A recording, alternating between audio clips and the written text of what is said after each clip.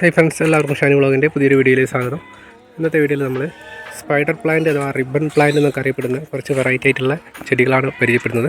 അതിൽ ഒരു yellow green variety ആയിട്ടുള്ള ഒരു പ്ലാന്റാണിത്. അത്യാവശ്യം നല്ല വലുപ്പത്തിൽ വളർന്നു വരുന്നത്, നമ്മൾ സാധാരണ കൈതച്ചെടിയുടെയൊക്കെ ഇലകളെ പോലെ നല്ല വലുപ്പമുള്ള ഇലകളൊക്കെ വളർന്നു വരുന്ന ഒരു പ്ലാന്റാണ്. ഇതിപ്പോൾ നമ്മൾ ചട്ടിയിലാണ് വെച്ച് കൊടുത്തിട്ടുള്ളത്. ഇതിൻ്റെ തൈകൾ ചുവട്ടുന്ന നിറയെ തൈകൾ പൊട്ടി മുളയ്ക്കുകയാണ് ചെയ്യുക. ആ സമയത്ത് നമുക്ക് മാറ്റി നട്ട് കഴിഞ്ഞിട്ടുണ്ടെങ്കിൽ ഇതിൻ്റെ തൈകൾ ഉണ്ടാക്കിയെടുക്കാൻ സാധിക്കും. അത് നമ്മുടെ സ്പൈഡർ പ്ലാന്റിൻ്റെയൊക്കെ ഒരു വെറൈറ്റി കൂടിയാണിത്. സ്പൈഡർ പ്ലാന്റ് തന്നെ ചെറിയ വെറൈറ്റിയാണ്, വലിയ അധികം വലുപ്പമൊന്നും വയ്ക്കാത്ത രീതിയിൽ വളർന്നു വരുന്ന ഒരു വെറൈറ്റി. ഇതിൻ്റെ പൂക്കളുണ്ടാകും, പൂക്കളിലാണ് തൈകൾ ഉണ്ടാവുക. പൂക്കൾ ഉണ്ടാകാനാവുന്നേ ഉള്ളൂ. 2-3 തൈകൾ ഒരുമിച്ച് നമ്മൾ പോട്ടിൽ വെച്ചതാണ്. നല്ല ഭംഗിയുള്ളൊരു വെറൈറ്റി കൂടിയാണ്. ഹാങ്ങിങ് ആയിട്ട് നമുക്ക് വെച്ച് കൊടുക്കാം. ഇത് നമ്മളിപ്പോൾ പോസ്റ്റ് വെച്ച് അതിലാണ് ചട്ടി ഇട്ട് കൊടുത്തിട്ടുള്ളത്.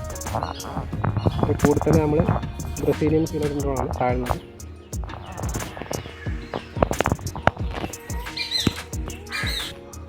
റിബൺ പ്ലാന്റ് ആണ്. സ്പൈഡർ പ്ലാന്റിൻ്റെയൊക്കെ ഇപ്പോൾ നമ്മൾ കണ്ട അതേ ജനസിൽപ്പെട്ട ഒരു വെറൈറ്റി കൂടിയാണ്. ഈ ചെടികൾക്കൊന്നും അധികം കെയറിങ്ങിൻ്റെ ആവശ്യമില്ല. പ്രത്യേകിച്ച് ഈ ഒരു പ്ലാന്റിന് നമ്മൾ നട്ട് കൊടുത്തു കഴിഞ്ഞാൽ വെള്ളമൊക്കെ ഒരാഴ്ചയിൽ ഒരിക്കലൊക്കെ നനച്ചു കൊടുത്താൽ തന്നെ ഈ ചെടി നല്ല ഹെൽത്തി ആയിട്ട് വളർന്നു വരാറുണ്ട്. ഈ ഒരു ചെടി നമ്മൾ നനച്ച് നട്ട് കൊടുത്തതാണ്. നമ്മൾ നനച്ച് കൊടുക്കാറൊന്നുമില്ല. മറ്റ് ചെടികൾ നനയ്ക്കുന്ന കൂട്ടത്തിൽ എപ്പോഴെങ്കിലും ഒന്ന് നനച്ച് കൊടുക്കുകയുള്ളൂ.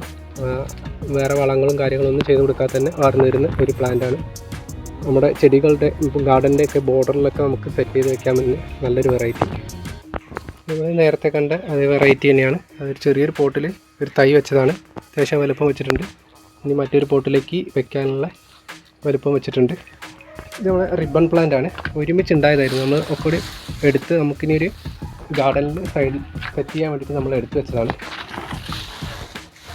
ചെറിയ ചെറിയ കട്ടിങ്ങുകൾ ഇതിൻ്റെ ചുവട്ടുവശം നോക്കി അറിയാം, നിറയെ തൈകളുണ്ടാവും. ഓരോ തൈകളായിട്ട് നമ്മൾ ഇതേപോലെ സെപ്പറേറ്റ് ചെയ്ത് എടുത്ത് വെച്ചതാണ്. അപ്പോൾ ഓരോ തൈകളും നമുക്ക് നട്ടു കൊടുക്കാം. നിറയെ വേരുകളൊക്കെ ആയിട്ട് നിൽക്കുന്ന പ്ലാന്റാണ്. ചെറിയൊരു പ്രത്യേകത, പെട്ടെന്ന് തന്നെ തൈകൾ വളർന്നു വന്ന് നല്ല ബുഷിയായിട്ട് പെട്ടെന്ന് ആ നട്ട ഭാഗത്ത് നിറയെ തിങ്ങി വളരുന്ന ഒരു പ്ലാന്റും കൂടിയാണ്. ചുവട്ടിൽ ഇതേപോലെ ആയിരിക്കും. ഇതിൻ്റെ തൈകൾ സെപ്പറേറ്റ് ചെയ്തെടുക്കാൻ വളരെ ഈസിയാണ്. ഇപ്പോൾ 2 തൈകളാണ്. ഇത് നമുക്ക് വേണമെങ്കിൽ 2 എണ്ണമാക്കി ഇതേപോലെ നട്ടു കൊടുക്കാം. റിബൺ പ്ലാന്റ് തന്നെയാണ്. ഇത് ചെറിയൊരു കട്ടിങ് ആണ്. ഇതിൻ്റെ ഇലകൾ കുറച്ചുകൂടി വ്യത്യസ്തമായിട്ട് നല്ല ഒരു വൈറ്റ് കളർ അധികമായിട്ട് വന്നിട്ടുണ്ട് ഇലയിൽ. അതാണ് ഈ ഒരു തൈ നമ്മൾ സെപ്പറേറ്റ് ആയിട്ട് ഒരു പോട്ടിൽ വെച്ചെടുക്കാമെന്ന് കരുതി. ഇതിൻ്റെ ഇലകൾ കാണാം, അഗ്രഭാഗത്ത് മാത്രം ചെറിയൊരു ഗ്രീൻ ടച്ച് മാത്രം, ബാക്കിയൊക്കെ നല്ലൊരു വൈറ്റ് ഷെയ്ഡിലുള്ള ഇലകളായിട്ട് നല്ല ഭംഗിയായിട്ടുള്ള തൈയാണ്. ഇത് നമ്മൾ ഹാങ്ങിങ് പോട്ടിലേക്ക് വെച്ച് കൊടുക്കുകയാണ്. നമ്മൾ ഹാങ്ങിങ് ബോട്ടിലേക്ക് വെച്ച് കൊടുത്തിട്ടുണ്ട്.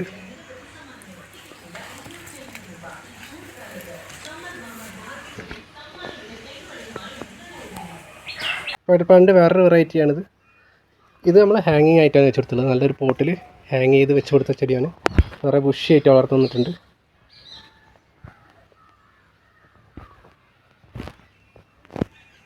ഇത്രയൊക്കെയാണ് ഈ ചെടികളെ കുറിച്ച് പറയാനുള്ളത്. ഇലകൾക്കാണ് ഈ ചെടികൾ പ്രാധാന്യം. നല്ല ഭംഗിയുള്ള വെറൈറ്റികളാണ്. അപ്പോൾ വീഡിയോ അവസാനിപ്പിക്കുകയാണ്. മറ്റൊരു വീഡിയോയിൽ കാണുന്നവരെ എല്ലാവർക്കും ബൈ ബൈ.